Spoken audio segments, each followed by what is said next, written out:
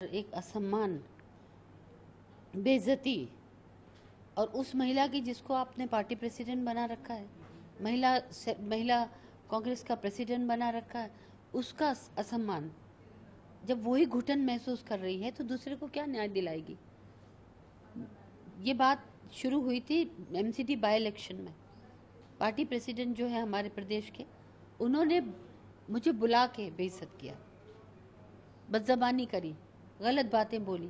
उसकी कंप्लेन मैंने मिसेस गांधी से करी, राहुल जी को करी और मेरा तब से ही चल रहा है। मगर हम काम में कहीं रुके नहीं, काम मेरा चलता रहा। ये था कि पार्टी कोई ना कोई एक्शन लेगी, कोई एक्शन नहीं लिया। 50 बार मैंने अपॉइंटमेंट मांगा, नहीं दिया। मिलने के लिए एक बार किसी ने, वो अलंकार हैं वहाँ पे, उन्होंने बोला कि उनको बोलिए बरका सिंह को अजय माकन से जाके बात करें। मतलब इतना अहम, इतनी ज़्यादा उनकी वो कि हम उन्हीं की शिकायत तो उन्हीं के पास जाएं, यानी कोई सुनने वाला नहीं है। ये तो सरासर गलत है ना। कहाँ जाए तो फिर अब हम किसी के बसाए तो नहीं बसते। उसके बाद भी चलो आज नहीं कल, कल नहीं परसों, कभी तो सुनवाई होगी। इस आशा में संगठन बनता गया, हम लोग काम करते गए। अभी जब इलेक्शन की शुरुआत हुई है, जाहिर बात है औरतों में, सब महिलाओं में एक इच्छा होती है जो 4-10 साल से, 15 साल से पार्टी के लिए काम कर रही हैं, अपने पैसे खर्च करती हैं, आती हैं जाती हैं। महिलाओं को उनका अधिकार नहीं मिलने चाहिए।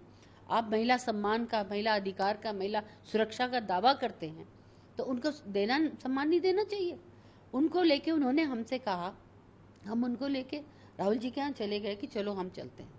वहाँ पे गए, वहाँ जाके हम लोग चिल्ला चिल्ला के, 28 मार्च की बात है ये, 28 मार्च को पहला नवरात्रा भी था, औरतों ने व्रत रखे हुए थे, तमाम दिल्ली से औरतें आई थी, सब वहाँ भूखी प्यासी बैठी रही, नारेबाजी करे, जिंदाबाद जिंदाबाद। हम लोग रीढ़ की हड्डी हैं, हम लोग बॉर्न कांग्रेसी। वो औरतें बेचारी जाने कहाँ कहाँ से आई थी। 3-4 घंटे गुजर गए, कोई निकल के नहीं आया। मैंने, पुलिस आ रही थी, जा रही थी, मैंने किसी चपरासी को ही भिजवा दो तो कि औरतें बेचारी 4-4 घंटे से बैठी हैं, नवरात्र का दिन है, अपने घर जाएं। तो अंदर वो गया, वहाँ से आके बोला कि साहब वो कह रहे हैं व्रत है तो हम क्या कर, नवरात्र है तो हम क्या कर सकते हैं। अब जिससे भी कहा, मुझे ये नहीं पता एग्जैक्टली किसने कहा, पर वहाँ से ये जवाब आया। और सेम डे ये देखिए तस्वीरें, सेम डे 28 मार्च को ये शंकरीला हो जाए। आपको सम्मान दिखाई नहीं दे रहा, आंसू दिखाई नहीं दे रहे, इज्जत, किसी की मान सम्मान। आप पार्टी के प्रेसिडेंट बनने, लोग कह रहे हैं आपको बनाने के लिए, और आपको ये नहीं लग रहा कि औरतें आपके दरवाजे पे कोई आए तो आप इज्जत देने के लिए बाहर थे।